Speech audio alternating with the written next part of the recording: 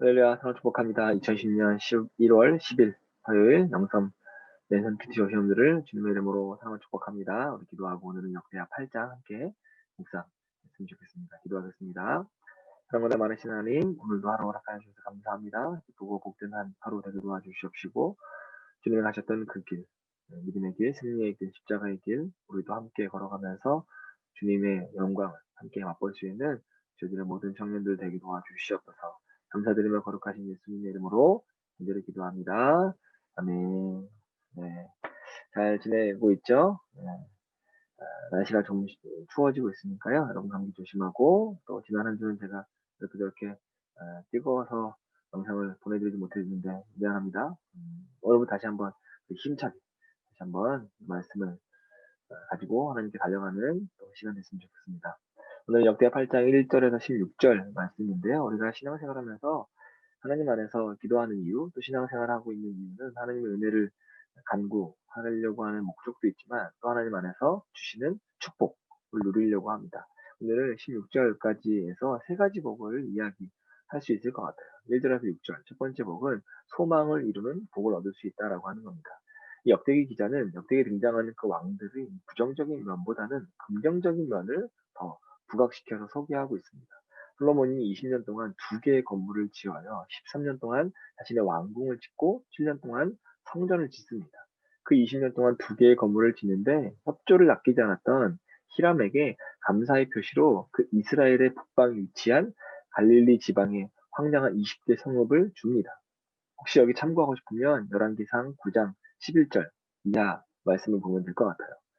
근데 그 땅을 히람 왕이 둘러보고서는 솔로몬이 자기에게 준 성읍이 별로 마음에 들지 않아서 뭐라고 이야기하냐면 가볼 땅, 우리말로 하면 쓸모없는 땅이라고 이야기합니다. 쓸모없으니까 자신이 갖지 않고 다시 솔로몬에게 돌려주죠.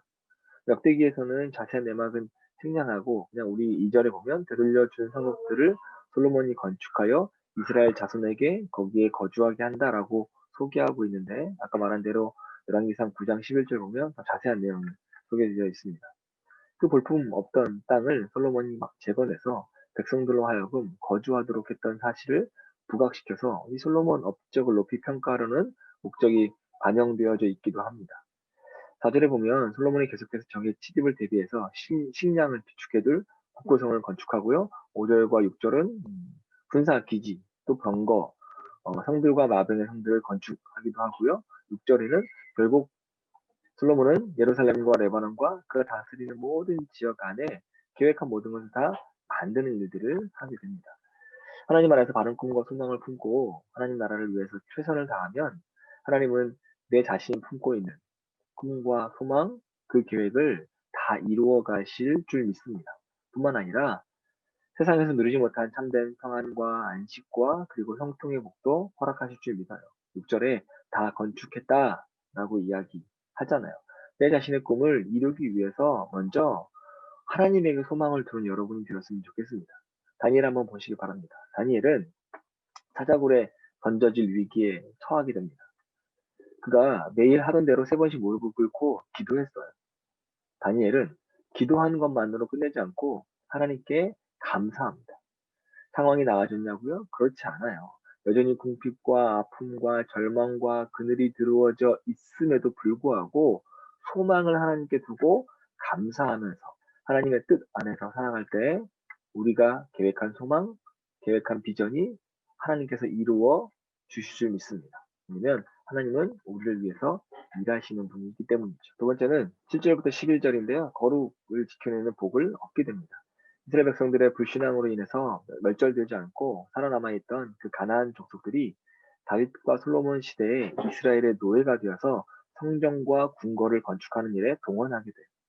근데 8절 보면 솔로몬이 이스라엘 사람들 가운데 그 어느 누구도 노예로 삼아서 일을 시키지 않습니다. 이거는요, 레위기 25장 39절 이하에 나오는 동족을 노예로 삼지 말라는 율법에 나오는 규정을 솔로몬이 성실하게 순종했던 겁니다. 반대로 그 사람들을 이스라엘 백성들을 지휘관으로 삼습니다. 솔로몬은 바로의 딸과 결혼합니다. 그런데 바로의 딸이 그 다윗성에 머물지 못하도록 해요.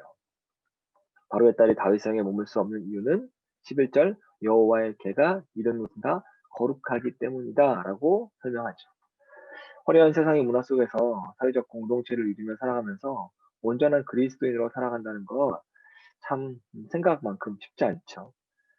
우리 자신도 한번 생각해 보시기 바랍니다. 혹시 군대 갔다 온 청년들 한번 생각해 보세요. 또 사회생활하면서 힘들었던 거 한번 생각해 보시기 바랍니다.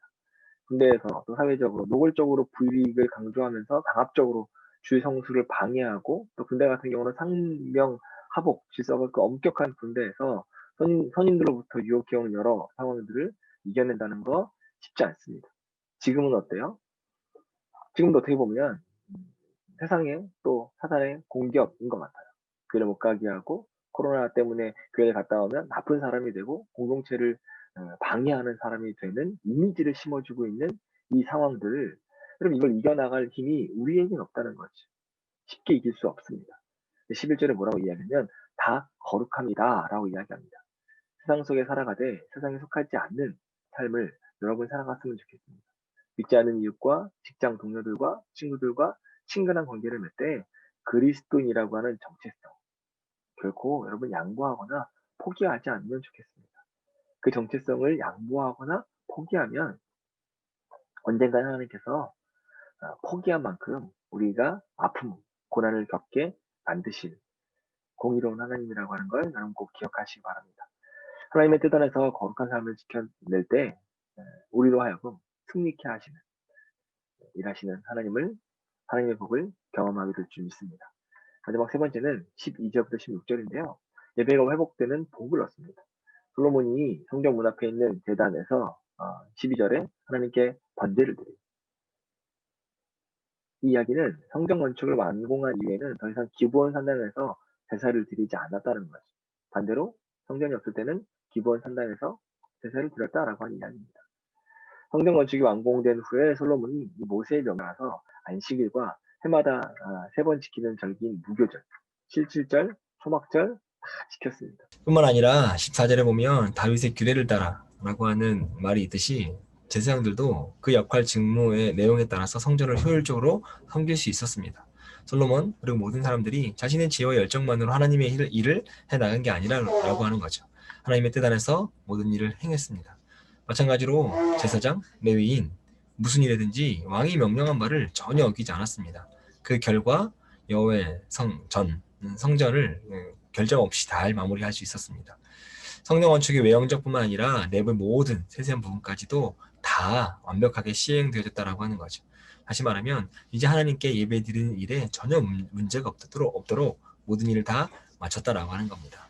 예배 공동체 본질이라고 하는 건 온전한 예배에 초점을 맞추어져 있어야 합니다. 온전한 예배를 위해서 각자에게 주어진 은사에 따라서 믿음의 열정을 쏟아내야 합니다. 습관적으로 내 힘과 내 능력으로 우리가 무엇인가를 이루기 위해서 발버둥 쳐봤잖아요. 근데 결과 어때요? 선한 결과보다는 부정적 결과만이 많이 남았습니다. 하나님의 뜻을 구하고 그 뜻대로 행하기를 힘쓸 때 온전한 삶이 회복되고 또 예배가 회복되어지는 축복을 여러분이 누렸으면 좋겠습니다. 오늘 하루도 또 하나님의 말씀대로 순종하는 사람들에게 소망을 이루시는 하늘의 복을 사모하시면서 하나님의 뜻 안에서 살아가기 위해 노력할 뿐만 아니라 삶과 신앙이 일치되는 온전한 예배자로 살아감으로 꿈과 계획을 이루시는 하늘의 복을 기대하며 또 온전히 누리며 살아가는 여러분 되시기를 주님의 이름으로 간절히 축복합니다. 오늘도 승리하시고 영성의 모든 청년들의 사랑 축복하고요. 우리는 내일 또 만나도록 하겠습니다. 내일 만날게요.